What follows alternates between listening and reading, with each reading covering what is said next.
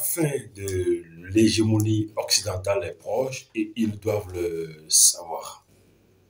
Bonjour à toutes et à tous, merci du temps que vous consacrez pour me recevoir. Pour ceux qui ne me connaissent pas, je suis Charles Haguedi, conférencier, formateur spécialisé dans le développement de la confiance en soi. Le Zimbabwe est en train de subir les affres de la chose là que vous connaissez, de par son fils.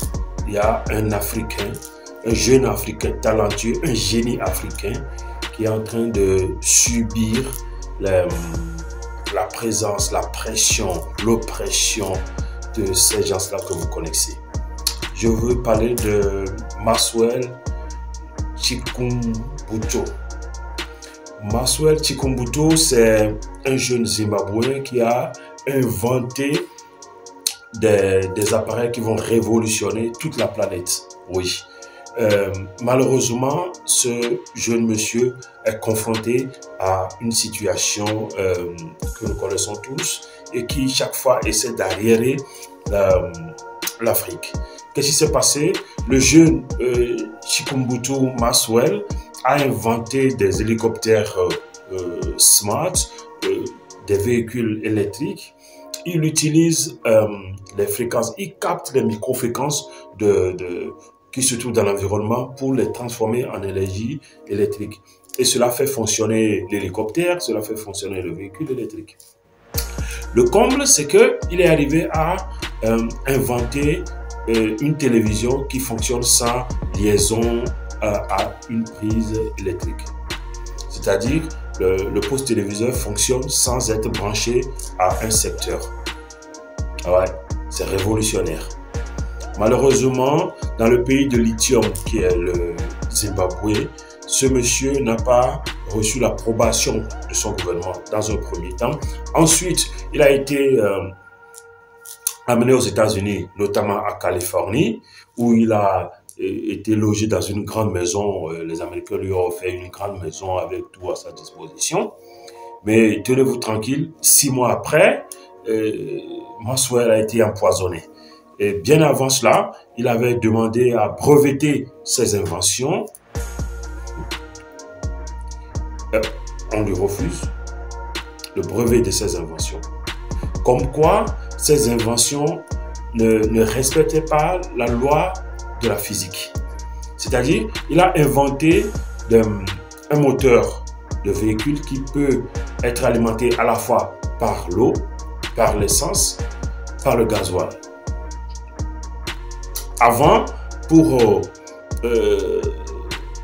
changer d'un moteur à un autre, il va falloir carrément laisser le véhicule ou faire toute une gymnastique pour pouvoir prendre un moteur et l'adapter à un autre. Parce qu'un moteur diesel ne peut pas prendre de l'essence et vice-versa, un moteur essence ne peut pas prendre de diesel. C'est comme ça. Maintenant, il a conçu un véhicule intelligent qui peut prendre à la fois, le carburant qu'il faut.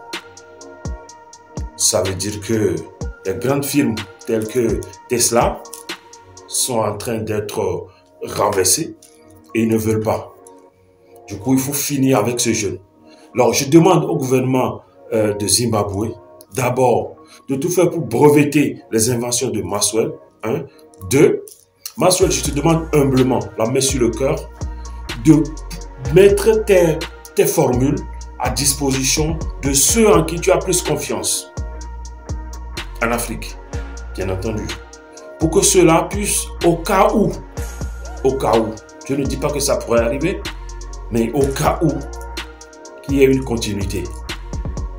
C'est pas normal que des gens, quelque part, nous imposent nos modes de vie, nos codes de vie. C'est pas normal. Maintenant, voilà ce que le jeune a créé et il faut finir avec lui. Il y en a plein dans plusieurs pays. Je remercie au passage le gouvernement du Nigeria et celui du Ghana, sans oublier le gouvernement de Zimbabwe. Le Zimbabwe est un gros producteur de lithium. Vous savez, le lithium, c'est une matière première qui entre en fabrication des batteries des smartphones et des ordinateurs et des véhicules électriques. Maintenant, le Zimbabwe a refusé l'exportation de ces minerais, comme quoi il faut que ces minerais se transforment chez eux afin de créer de l'emploi aux jeunes, ce qui est normal. Même chose pour le Nigeria qui a refusé d'exporter ses produits et le Ghana aussi qui a refusé d'exporter ses cacao. Parce qu'on ne peut pas comprendre aujourd'hui que des producteurs de cacao aient un revenu 1000 fois moins que celui du transformateur qui vient prendre ces cacao, les transformer et les revend cher sur le marché. Donc l'Afrique est en train de prendre conscience de l'enjeu. Il faut que nous partagions au maximum cette vidéo. Il faut que cette vidéo, ce message touche le plus grand nombre des Africains, que ce soit de la diaspora ou de l'Afrique, afin que nous puissions protéger Maxwell. Il a besoin de notre soutien, il a besoin de notre appui, il a besoin d'être entouré, réconforté, il a besoin du soutien de son gouvernement afin que ces brevets puissent être octroyés. On ne peut pas comprendre comment est-ce que cela va à l'encontre de la loi de la physique. Ça ne se comprend pas. Parce que, en fait, il n'y a même pas de vérité absolue en la science. Ce qui était vrai hier peut ne pas être vrai aujourd'hui. Alors, pourquoi on s'en prend aux jeunes en tout cas? Partageons au maximum cette information afin que tout le monde entier soit au courant de ce qui se trame pour que l'Afrique soit libérée. Ce qui est sûr, le vent du développement souffle et ça va vers l'Asie. On le ressent en Afrique. L'hégémonie occidentale est en train de prendre fin.